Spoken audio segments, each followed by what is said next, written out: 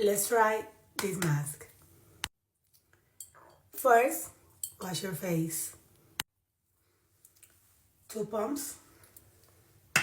And here we go. So fresh. I try.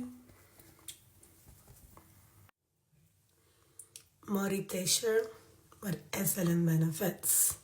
Avalon Repair Mask.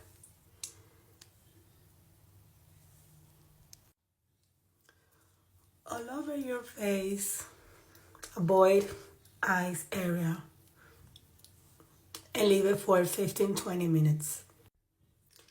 It's a honey infused mask with clay that will help you clean up your pores and provide moisture to your skin with a full reparation of your skin without damaging your